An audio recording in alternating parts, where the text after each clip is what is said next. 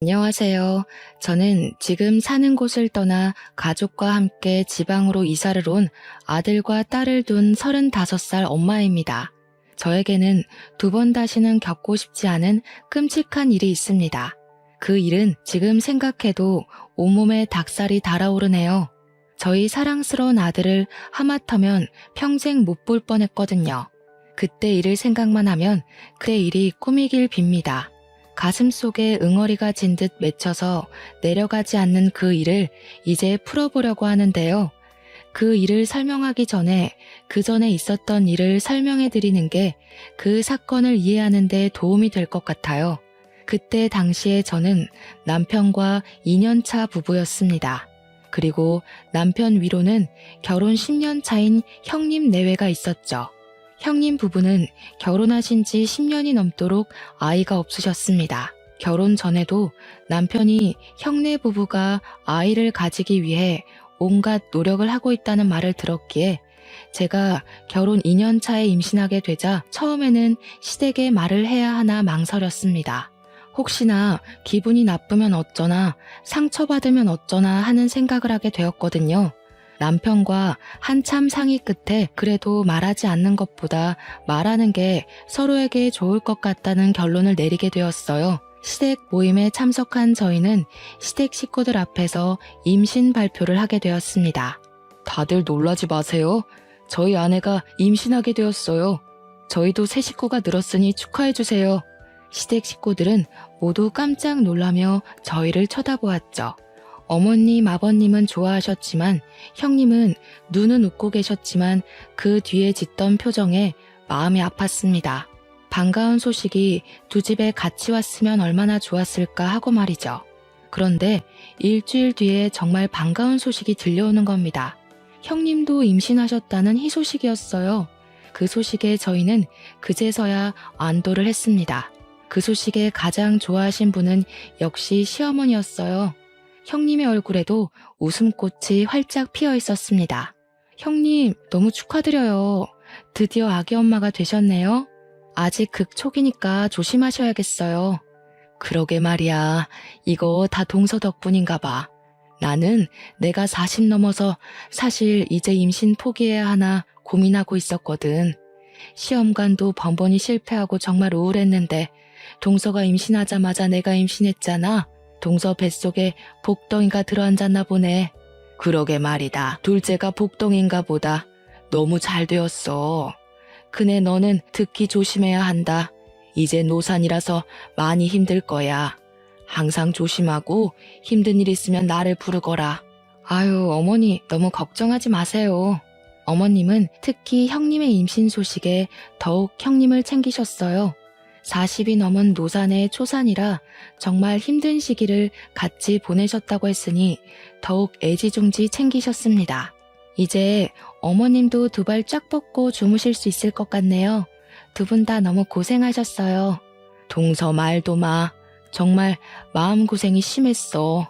다른 사람들은 착상이라도 해보고 유산도 해보는데 나는 아이들이 착상도 하지도 않고 그대로 미끄러져 내리니까 너무 마음이 아프더라고. 보통 착상이라도 하면 임신 가능성이 있다고 본다고 하던데 나는 그것도 없었으니까.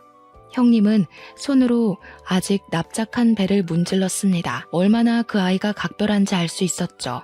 저도 그래서 형님의 아이가 건강하게 태어나길 기도하고 또 기도했습니다. 저희는 동시에 임신하게 되면서 많은 것을 공유했어요. 태교 정보나 육아용품 정보 등을 서로 나누었죠.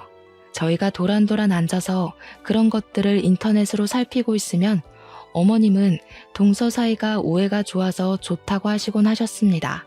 시모들이 사이가 좋아서 아이들도 사이가 좋겠구나. 꼭 친형제처럼 지내겠어. 그러게요. 이제 보니 형님 예정일 언제신 거예요?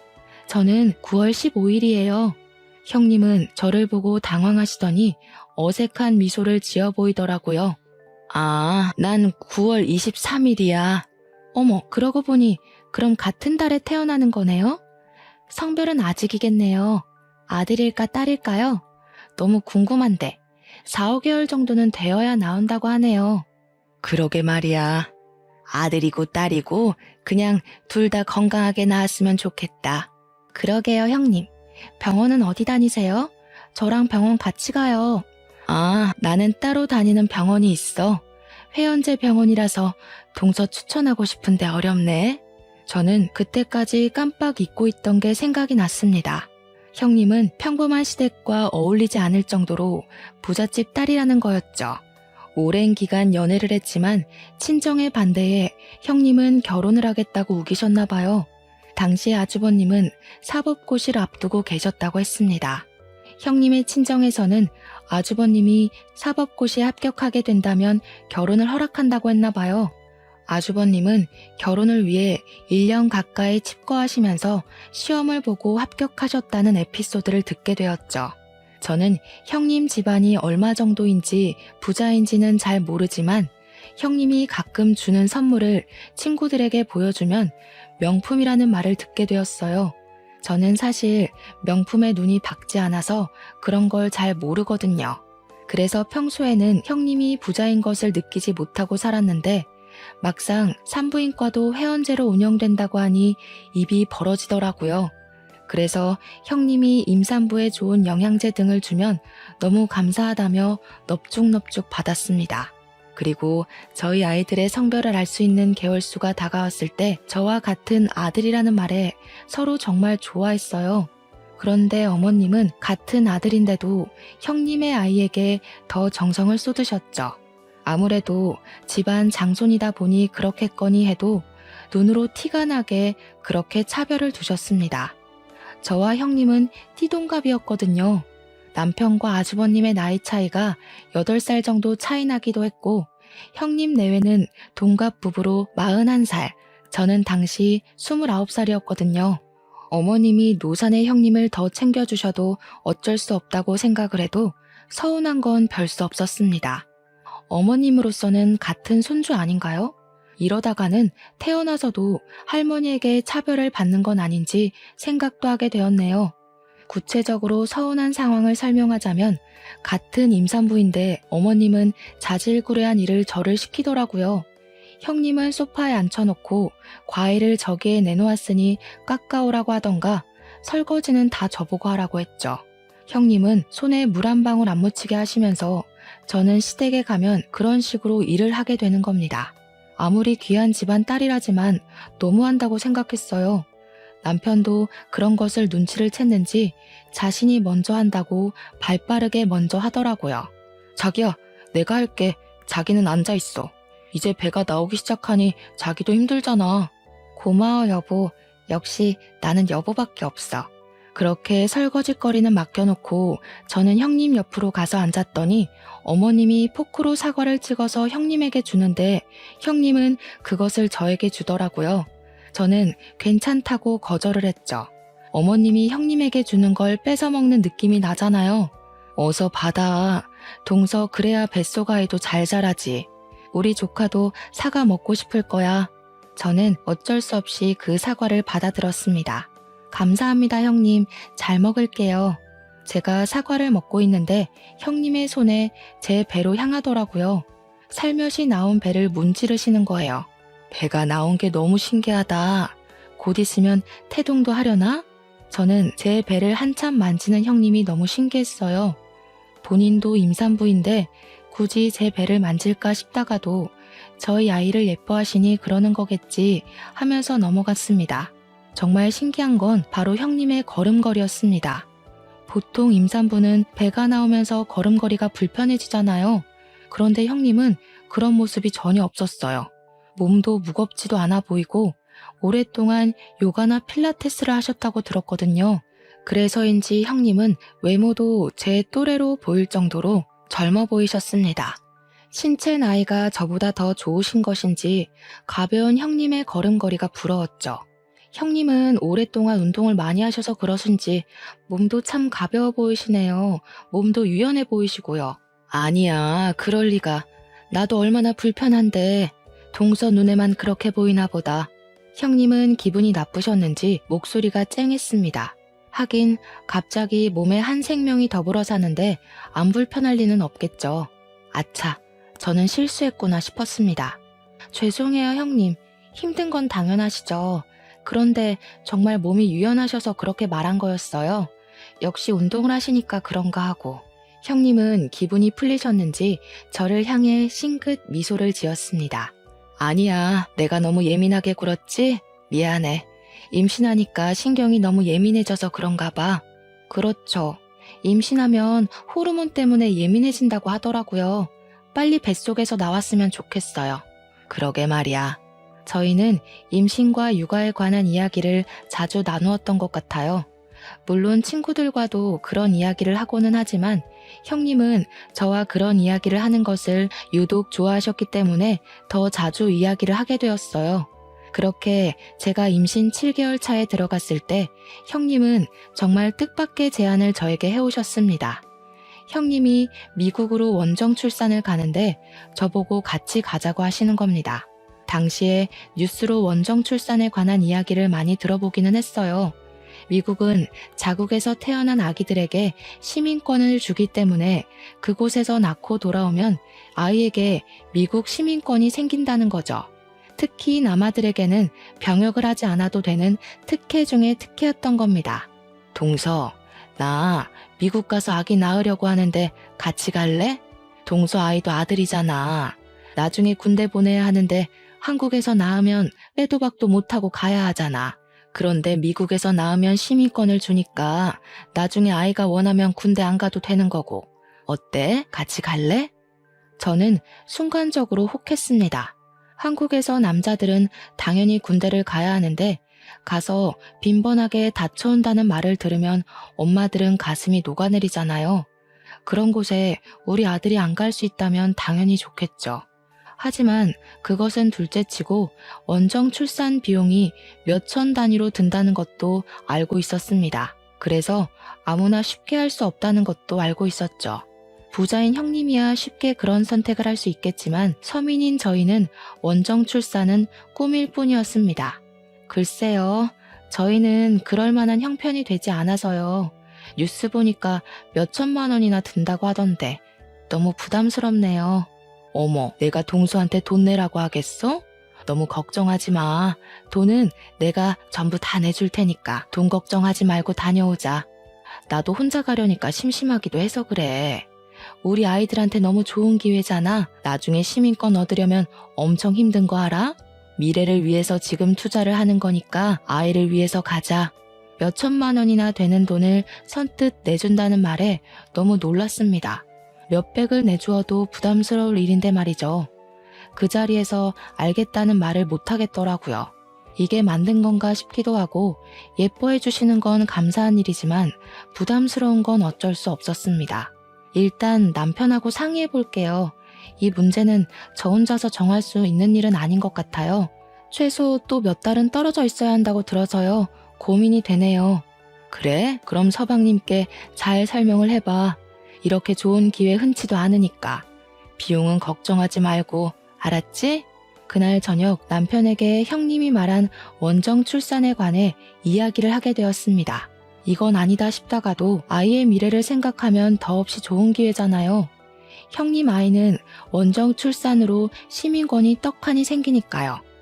막상 그런 좋은 기회를 발로 차버리고 우리 아들은 시민권도 없고 군대까지 가야 하나 생각하면 놓치기 아까운 기회였습니다.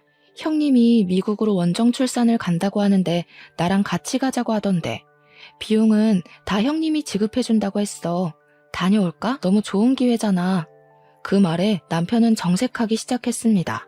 원정 출산? 미국으로? 그게 무슨 말이야? 아이는 한국에서 낳아야지. 무슨 미국까지 가서 낳겠다고 하는 거야?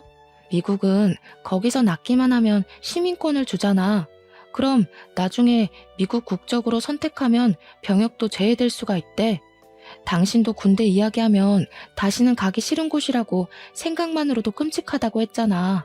그런 곳에 우리 아들이 안 가면 얼마나 좋아. 제 말에 남편은 정말 의외의 말을 하기 시작했습니다. 자기 말이 맞긴 하는데 남자는 군대를 다녀와야 부모님의 소중함도 알고 주위를 살펴볼 여유도 생겨. 군대라는 게 꼭 간다고 좋은 건 아닌데 남자라면 다녀와야 사람 구실을 하기도 하고 나도 군대에서 철들었다니까. 아무튼 나는 반대야. 굳이 그렇게까지 군대에 안 가야 하나 싶기도 한데.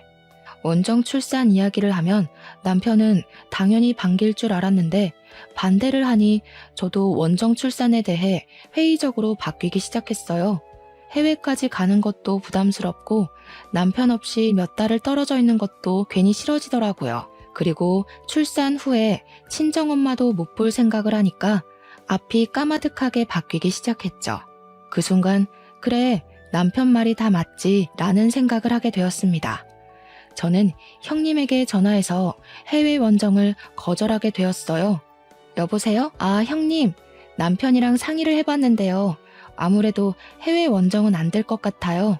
서방님이 반대하는 거면 내가 설득해주면 어떨까? 잘 말해볼게.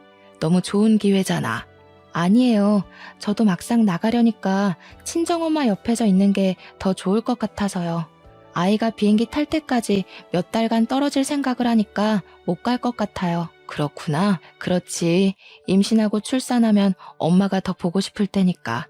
알겠어. 동서가 싫다고 하면 나도 더 권유하지 않을게. 그런데 며칠 후에 어머님이 저에게 전화하시는 겁니다. 너희 형님이 미국으로 원정 출산을 가자고 하는데 왜 안 가겠다고 하는 거니? 이게 얼마나 좋은 기회인 거 모르는 거야? 너희 형편으로는 어림도 없는 일이잖아. 그런데 왜 안 가겠다고 하는 거니? 어머님은 저희가 원정 출산을 가지 않는 것에 화가 단단히 나신 것 같았습니다. 아, 네 어머니. 남편이 반대하네요. 남자는 군대를 다녀와야 철이 든다면서요. 저도 어쩔 수가 없어요. 남편이 반대하면 네가 설득해야지. 그것 하나 설득을 못하는 거야? 아무튼 원정 출산 가라. 너희 형님이 너를 가엾게 여겨서 챙겨준다고 하는데 그렇게 거절을 하면 되겠니? 어머니 죄송해요. 저도 막상 가려니 몇 달을 거기 있어야 한다고 하니까 좀 그래서요. 저희는 괜찮으니까 형님 혼자 다녀오라고 하세요.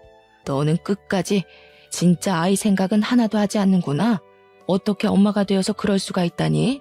제가 싫다고 해도 어머님은 한동안 저에게 전화하셔서 원정 출산을 가라고 하는 겁니다.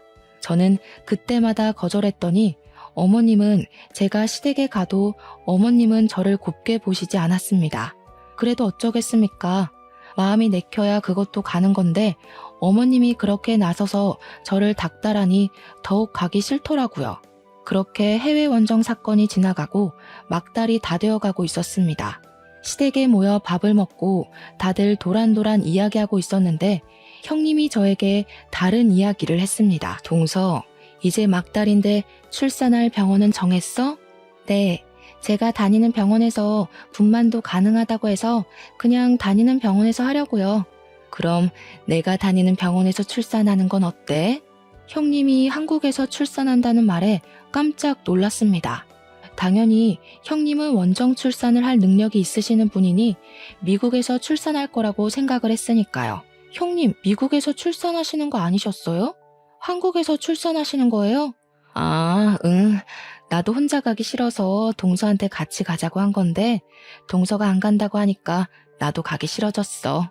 내가 다니는 병원이 회원제라고 했잖아. 거기 예약 잡기도 어려운데 겨우 한 자리 남아서 어렵게 구했어. 회원제 병원이요?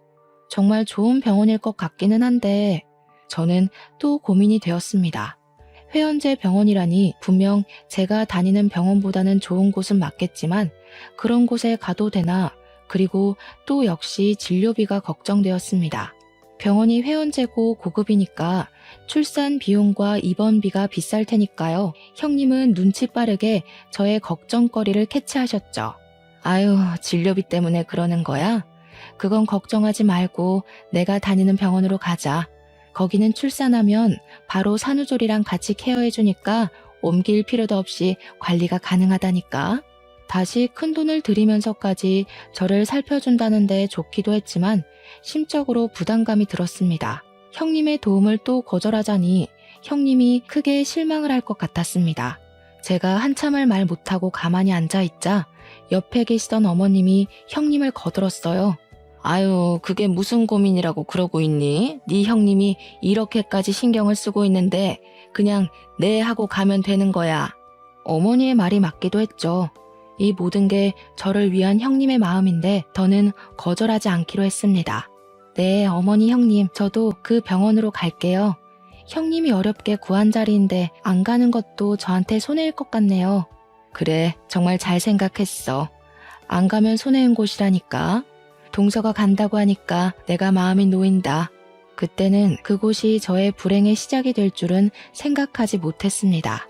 역시 세상에는 공짜란 없는 것인데 말이죠. 저는 출산 예정일을 일주일 정도 남겨두고 형님과 함께 그 산부인과로 향하게 되었습니다. 예약제로 운영된다고 하는 산부인과는 인적이 드문 산속에 있었습니다. 그렇게 크지 않은 2층 건물이 꼭 산부인과라고 하기보다는 별장 같은 저택 같은 느낌이었죠. 간판도 없는 모습에 모르는 사람들이 온다면 그냥 집으로 착각할 정도였어요. 그래도 주위가 산이다 보니 상쾌한 나무 향기에 새소리까지 들리니 왜 산에 있는지 대충 짐작은 갔습니다. 심신이 안정되는 느낌이었으니까요. 안으로 들어가니 겉모습과는 다르게 정말 병원이었습니다. 예약된 산모 또한 저와 형님 2사람밖에 없더라고요. 우리를 위해 있는 의사와 간호사, 그리고 식사와 청소와 아이들의 케어를 해주는 분까지 총 6명이 있는 작은 병원 느낌이었죠. 제가 지낼 병실로 들어가니 병실도 호텔 스위트룸처럼 널찍하게 꾸며져 있는 겁니다. 이렇게 좋은 곳에 지내도 되는지 걱정이 되었습니다. 형님, 시설이 너무 좋은데요. 이런 곳은 너무 비싸지 않아요? 뭘 그런 걸 걱정하고 그래. 일단 심신적으로 안정을 취해야 하지 않아? 너무 걱정하지 말고 편하게 지내. 내가 동서한테 이 정도도 못 해주겠어? 형님의 말에 너무 감사하고 또 고마웠습니다. 그렇게 정말 며칠은 왕비 대접이라도 받는 것처럼 마음 편히 그곳에서 지내게 되었습니다. 이런 곳에서 아이도 낳고 또 산후조리까지 받을 수 있다니 형님은 출산 후에는 가족까지 같이 와서 지내도 된다고 하는 겁니다. 역시 돈이 좋구나 하고 있었는데 순간 아랫배가 뭉치듯이 아파왔습니다. 꼭 엄청난 생리통이 밀려오는 그런 느낌이 드는 게 너무 놀랐죠. 아직 출산 예정일도 3일이나 남은 상태였습니다. 병실에 있는 벨을 누르니 간호사가 달려와 저를 살펴보고 진통이 오는 거라고 말하더라고요. 처음 느껴보는 진통에 저는 간호사를 따라 분만실로 향했습니다. 진통 간격도 빨라지고 조금 좋아졌다 싶으면 다시 밀려오는 고통이 얼마나 심하던지 옛날 엄마들이 애 낳다가 죽는다는 말이 괜히 나오는 게 아니구나 싶었습니다. 그렇게 정신없이 시간이 흘렀습니다. 남편과 엄마 생각이 간절한데 핸드폰을 병실에 두고 와서 전화할 수도 없는 겁니다. 저는 제 옆에서 저를 지켜보는 형님에게 전화해달라고 했어요. 형님, 남편 좀 불러주세요. 엄마도 불러주시면 감사하겠어요. 형님은 제 손을 꽉 잡으셨죠. 알겠어. 너무 걱정하지 말고 마음 편하게 있어. 서방님은 내가 부를 테니까. 알겠지? 곧 형님도 출산을 하실 텐데도 너무 태연한 모습이었습니다. 다시 밀려오는 산통에 비명을 질렀습니다. 간호사가 제 다리 사이에 손을 집어넣더니 곧 아이가 나온다고 하면서 형님을 밖으로 밀어내는 겁니다. 결국 남편도 없이 아이를 출산하게 되었습니다. 아이를 낳은 것까지는 기억하는데 그 뒤는 하나도 기억이 나지 않았습니다. 눈을 떠보니 제 병실이었거든요. 밑은 아직도 빠질 것처럼 아리고 쓰린데 배는 무언가 빠진 듯 가벼웠습니다. 정말 아이를 낳은 건가 싶어 몸을 일으켜 아기 침대를 바라보았죠. 아기 침대에 있어야 할 아이가 없는 겁니다.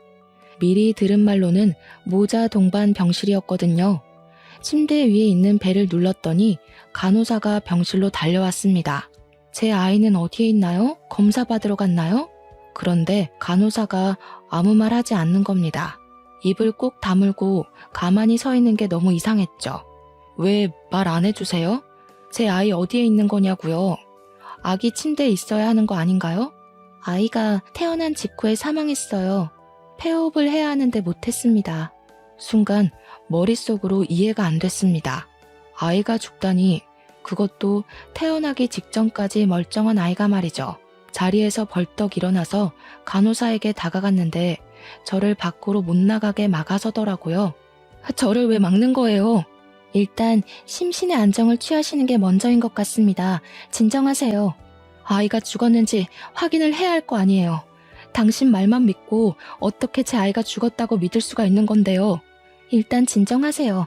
이제 막 출산을 하셔서 심신 안정이 먼저세요. 저는 간호사를 밀치고 병실 밖으로 뛰쳐나갔습니다. 형님이 놀란 눈으로 복도 끝에서 갓난 아이를 안고 서 계시더라고요.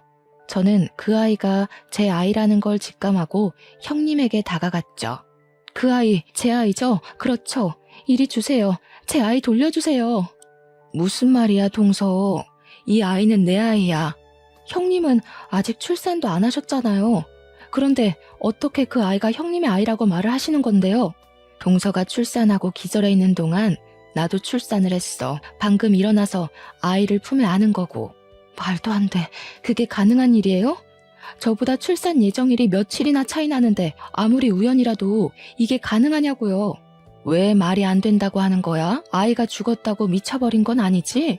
당연히 제 아이가 죽었다는 것을 믿지 못했습니다. 그 짧은 시간에 초산인 사람이 아이를 출산하고 저렇게 멀쩡하게 서 있는 것 자체가 말이 안 된다고 생각했습니다. 몇 시간 전에 출산한 저는 다리가 이렇게 떨려오는데 말이죠. 그런데 도대체 왜 형님은 갑자기 제 아이를 자신의 아이라고 우기는지 알 수 없었습니다. 홀쭉해진 형님의 배에 저는 당황스럽기만 했어요. 모든 것을 다 떠나서 저는 제 아이를 되찾아야 했습니다. 그리고 형님이 안고 있는 아이가 제 아이라는 확실한 증거는 제 아이의 시체를 보는 것뿐이라고 생각했습니다. 아이를 본다면 적어도 형님 아이 둘 중 누구의 아이는 죽은 게 틀림없으니까요. 그럼 죽은 아이라도 보여주세요. 역시나 제 말에 형님은 한동안 말 못하고 우두커니 서 있었습니다. 그러니 더 제 아이라는 확신이 들더라고요. 왜 말이 없어요? 제 아이 보여주시라고요. 안 돼. 동서가 보면 충격받을 거니까 잠시 쉬고 나중에 보여줄게.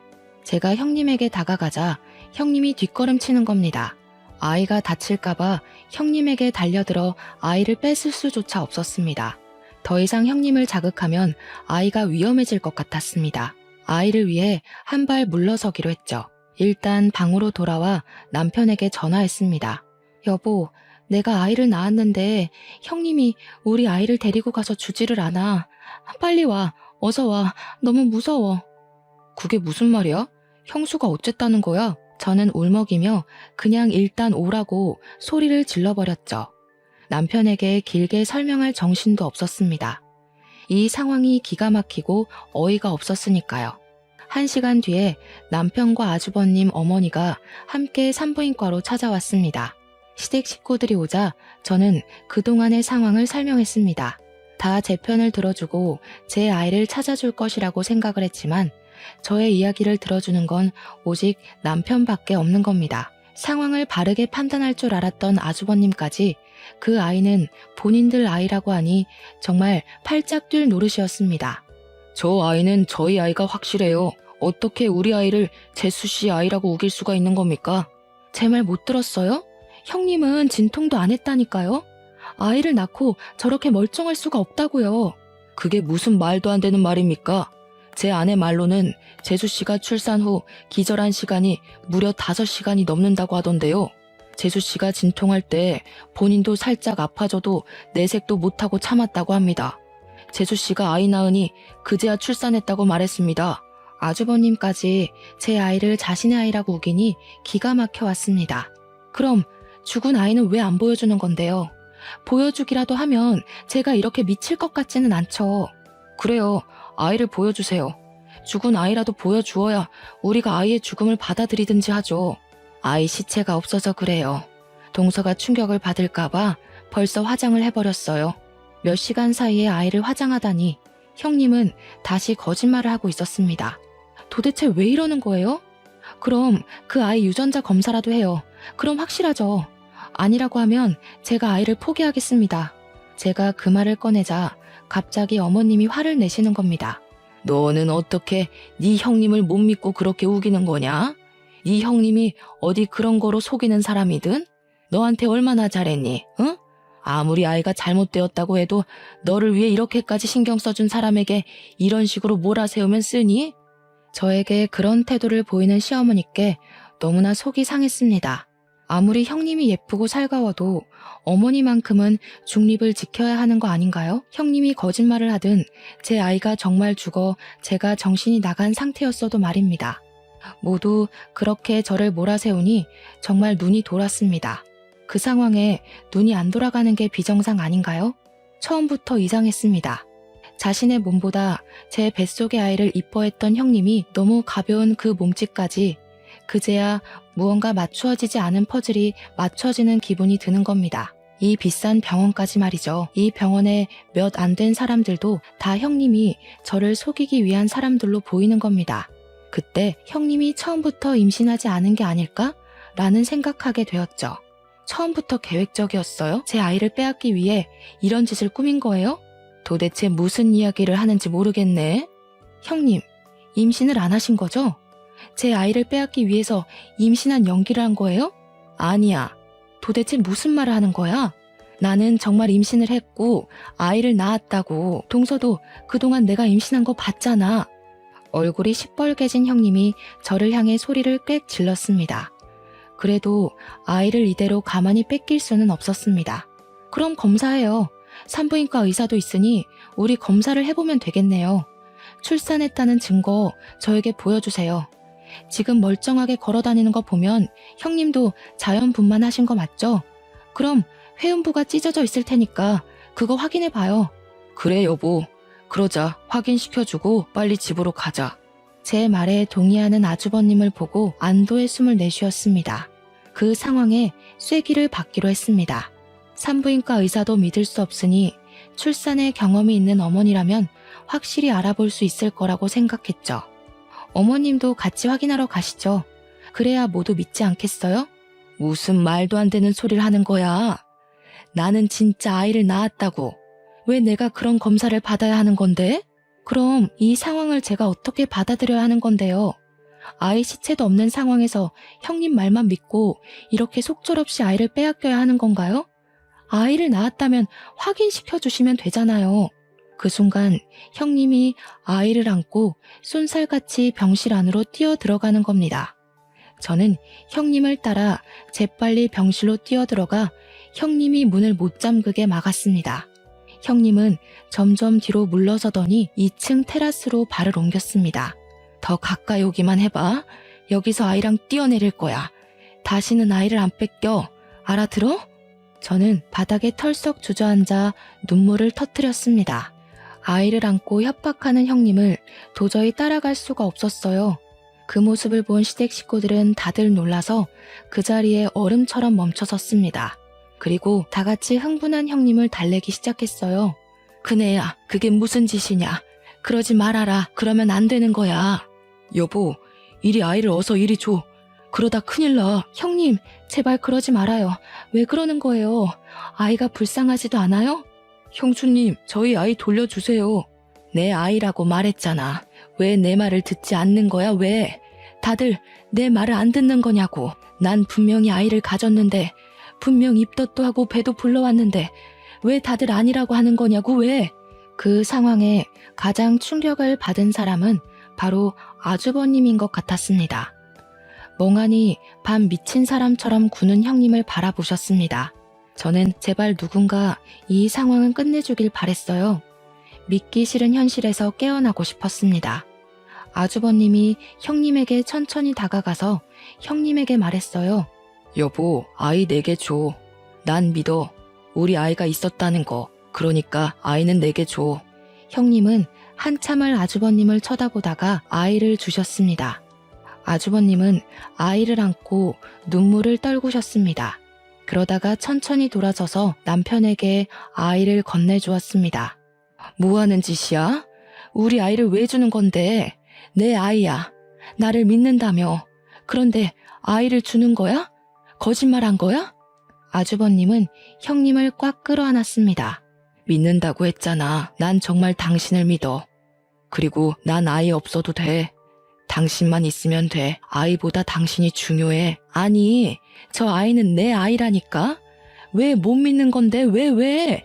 저는 형님의 절규에도 제 아이를 꽉 끌어안고 외쳤습니다.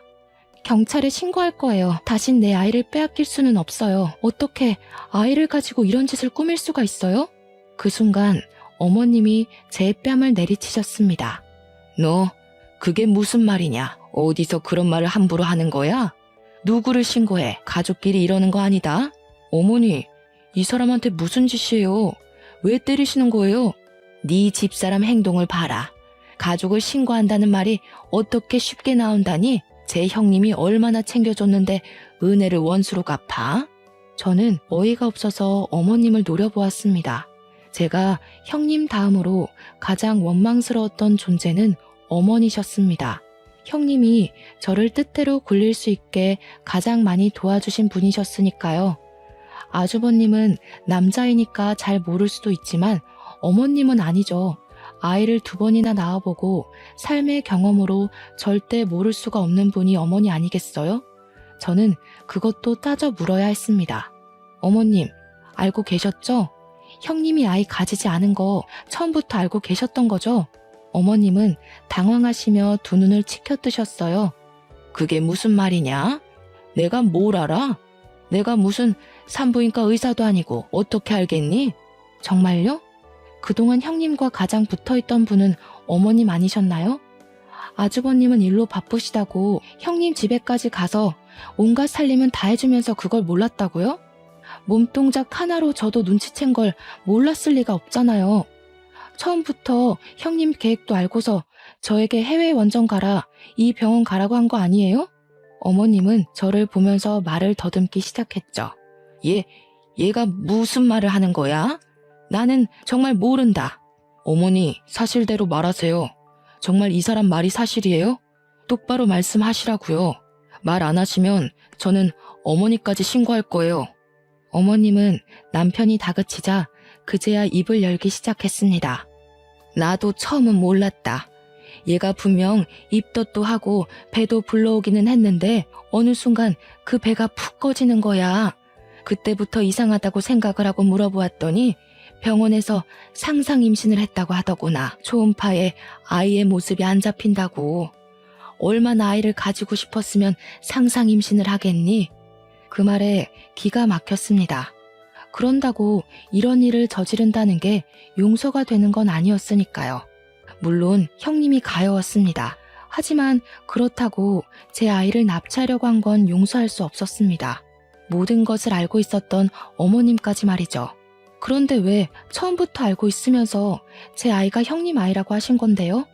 다 알고 계셨다는 거잖아요. 어떻게 제 뺨까지 때리세요? 지금 누가 가장 마음 아픈 사람이라고 생각하세요? 상상 임신으로 가지지 않은 아이를 잃은 형님이요? 아니요, 분명 내 몸으로 아이를 낳았는데 죽었다는 말을 들어야 했던 저였어요. 그 잠깐 모든 하늘은 무너져 내렸습니다. 울음소리 한 번 못 듣고 내 아이를 뺏겨야 했다고요. 그건 어쩔 수 없었다. 네 형님이 나한테 애원을 하더구나. 너희 아이를 키우고 싶다고. 자신은 이제 나이도 있고 남편이 그렇게 좋아하는데 이대로 아이가 없다고 말 못한다고. 너희 아이니까 같은 핏줄이니까 너만 모르게 아이만 데려오면 된다고. 너희는 아직 젊으니 다시 아이를 가질 수 있잖아. 정말 미안하다. 너희에게 미안해. 하지만 한 번만 너그러이 이해를 해줘라. 오죽하면 이렇게 했겠니? 어떤 정신을 가지고 있으면 저런 말을 아무 죄책감도 없이 내뱉을 수가 있는 걸까요? 어머니, 돌고래도 새끼가 죽으면요, 한동안 업고 다니는 거 아세요? 저는요, 죽었다는 자식의 얼굴도 못 봤어요. 정말 죽었다면 제게 차가운 아이라도 안고 떠날 기회를 주셨어야 해요. 멀쩡히 살아있는 아이를 형님이 안고 있는 작고 붉은 핏덩이를 보는 순간 한눈에 제 아이인지 알아보겠더라고요. 사람이라면 그러시는 거 아니에요. 다시는 저와 손주 볼 생각하지 마세요. 왜 그러니? 내가 도대체 무슨 잘못을 했다고 이러는 거야? 어머니, 정말 잘못이 없으세요? 저한테는 미안하지 않으세요? 형에게 자식을 주면서 제 생각은 하나도 안 하시는 거네요. 그건 제가 어머니 자식이 아니라는 소리 아닙니까? 이제 둘째 아들은 없다고 생각하십시오. 어머님은 남편을 보면서 할 말을 잃으신 듯 멍하니 자리에 주저앉으셨습니다. 저희는 아들을 꼭 끌어안고 집으로 돌아왔습니다. 엄마가 급히 우리 집으로 오셔서 저의 몸조리를 해주셨습니다. 무슨 일이야? 왜? 너희 형님이 좋은 산부인과에 예약을 해주었다면 이게 지금 무슨 상황이야? 저는 엄마를 보면서 꽉 끌어안고 다시 눈물을 흘렸습니다. 그때는 엄마에게 그 복잡한 상황을 말을 하지 못했습니다. 너무 놀라고 어머님과 형님이 제 아이를 죽었다고 속이고 빼앗으려 했다는 상황을 다시 설명하기가 끔찍할 정도로 싫었습니다. 혹시라도 아이가 저를 떠나버릴 것 같았거든요. 남편도 이번 사건으로 충격이 컸는지 저희 친정이 있는 지방으로 이사를 하자고 했고 바로 직장을 그만두고 집을 알아보더군요. 믿었던 어머님에게 속고 버림받은 느낌이 들었다고 최근에서야 말을 하더라고요.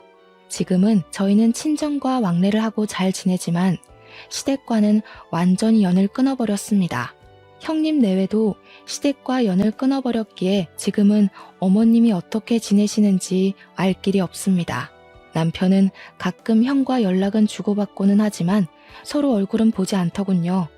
남편에게 전해 들은 말로는 형님은 그 뒤에 정신분열증 증세를 보였다고 합니다. 분명 임신했는데 왜 아이가 없는 거냐며 아이를 낳았는데 아이가 없다고 어디 있냐고 소리를 지르면서 밖으로 뛰쳐나가길 반복했답니다. 길거리를 헤매고 다니면서 보이는 아이를 납치하려고 하는 일까지 벌어지면서 지금은 정신병원에 입원 중이라고 해요. 아주버님은 직접 제게 전할 수가 없으니 남편에게 미안하다고 전해주라고 했다고 합니다. 그때 당시에는 본인도 간절하게 아이를 원했기 때문에 눈앞의 진실을 보지 못했다고요. 형님이 얼마나 아이를 간절했으면 상상 임신을 했을까 싶다가도 그 일을 생각하면 결국 가여운 마음도 사라져버렸습니다. 형님이 한 짓은 절대로 해서는 안 되는 일이었고 우리 가족을 모두 철저히 속이고 농락한 거니까요. 멀쩡히 살아있는 아들을 가슴에 묻고 빼앗길 뻔했습니다. 지금은 잘 자라서 어린이집을 다니는 아들을 보면 뿌듯합니다. 그러면서 아직도 마음 한구석이 응어리처럼 맺혀있는 것은 어쩔 수가 없네요. 사람의 고통 중에 가장 큰 고통이 자식을 잃는 고통이라고 했던가요? 저도 극히 공감하는 바입니다. 아주 잠깐이었지만 아직도 그 짧은 순간을 기억하면 세상이 무너져 내리는 것 같았으니까요. 다시는 아무도 그런 고통을 겪지 않기를 빌면서 이만 글을 줄이겠습니다. 저의 이야기는 여기까지입니다. 들어주셔서 감사해요.